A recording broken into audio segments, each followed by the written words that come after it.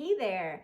So let's talk about Montana birds. I'm at my house and I'm just looking out my window and I'm going to do an observation. Please say observation.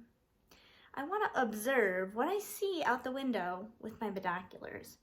You don't have to have binoculars, but it helps if you want to look for some birds. Montana birds in the trees. Oh, I just saw a robin. It was on that branch. No, it went down to that branch. It definitely has an orange-red chest. And, oh, that's a robin for sure. I'd like to mark it on a chart. So, let's see what I'm doing at my house here. I've got a chart going for Montana birds. Now, I'm going to mark, I just saw a robin. So on my chart, I see I have a robin right here. I'm going to add another mark, and I'll tell you more about the chart in a minute. So let's add that we saw one more robin out my window. So I've seen a few this week already.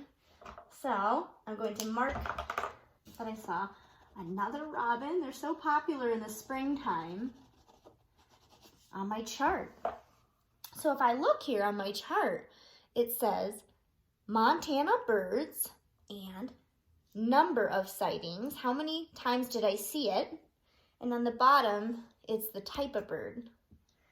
So I've got robin, red-winged blackbird, magpie, housefinch, and crow. So those are common Montana birds. I'm using my binoculars. I'm doing it both at my house and I'm going out on nature walks.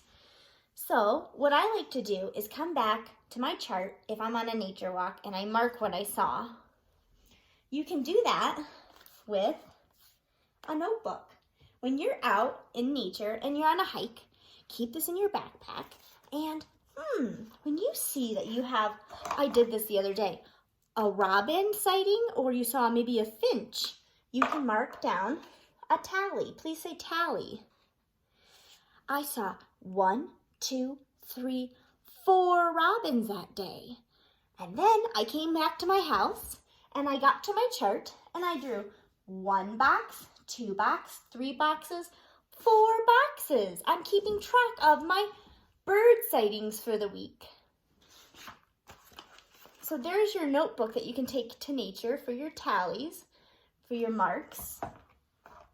Let's look a little bit more at Montana birds and the chart.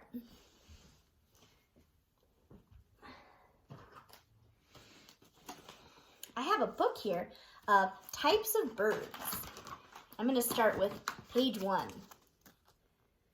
The American robin. Please say robin.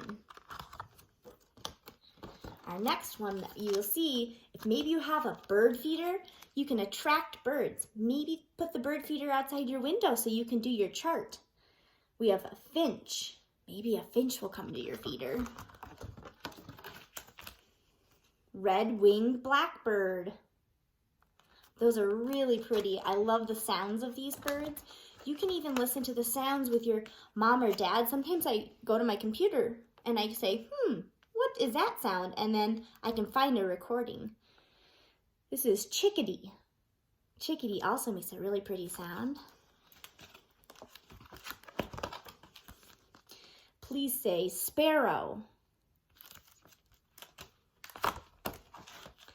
We have a dove.